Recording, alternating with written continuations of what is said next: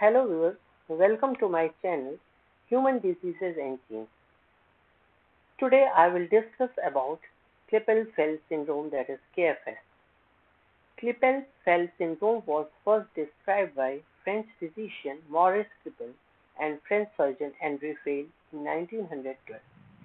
They identified and documented the condition, which is characterized by the congenital fusion of two or more cervical vertebrae, leading to a range of associated symptoms, including restricted neck movement and potential spinal deformity.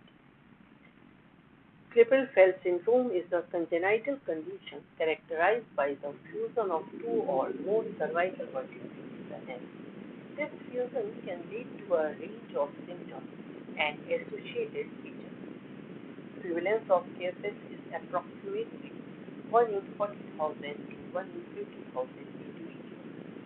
Due to its rarity and the variability, precise prevalence figures can be difficult to determine. The conditions may also be underreported or diagnosed later in life, which can affect the accuracy of prevalence estimates. The primary feature of KFS is the fusion of two or more cervical vertebrae, which can restrict neck movement and flexibility. This fusion may be detected through X-ray or MRI. Due to the fusion of vertebrae, individuals may experience limited range of motion in the neck. A short neck or a low hairline at the back of the neck is a common physical characteristic.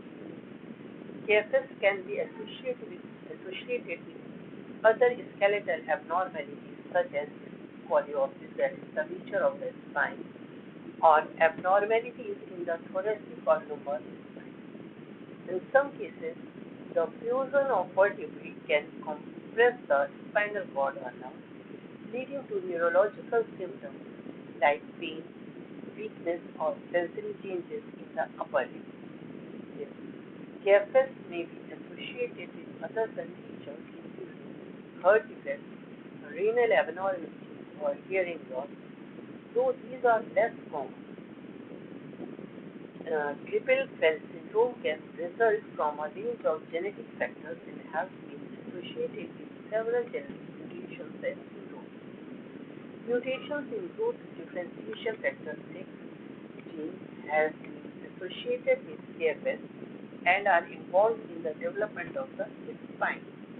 Growth differentiation factor 3 genes involved in bone and cartilage development, and KFS can occur sporadically or as part of a genetic syndrome. When associated with genetic syndrome, it may follow autosomal dominant or recessive patterns depending on the specific genetic cause.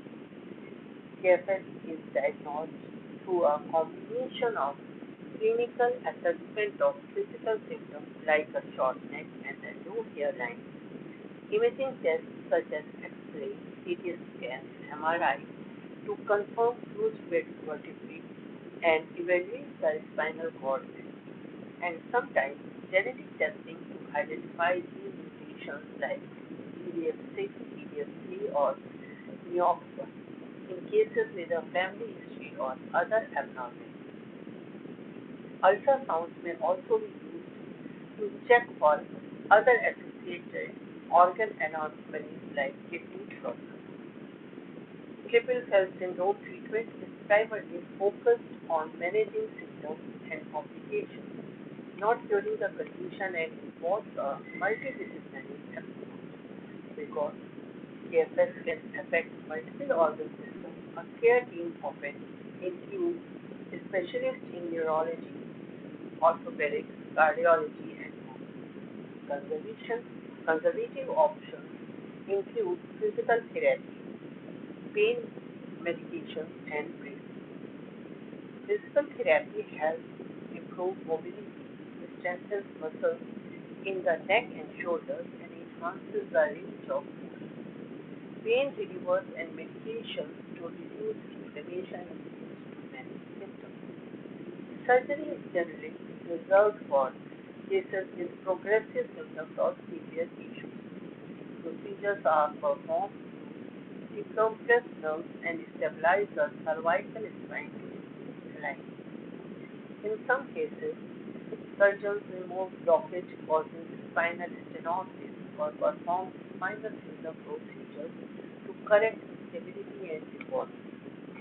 Surgery is necessary to correct severe spinal curves.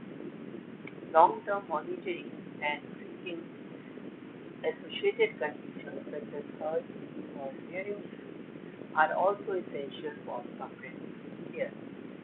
Regular follow-up appointments are crucial to detect and address any changes or complications early. This is all about Klippel-Feil Syndrome. If you found this video helpful and learned something new, please like this video and don't forget to subscribe my channel for more health info. Share this video with your friends and family to spread awareness. If you have any question or personal experience or stories, please Prof. Don't miss my next video. Until then, stay informed and take care of your health. Thank you very much.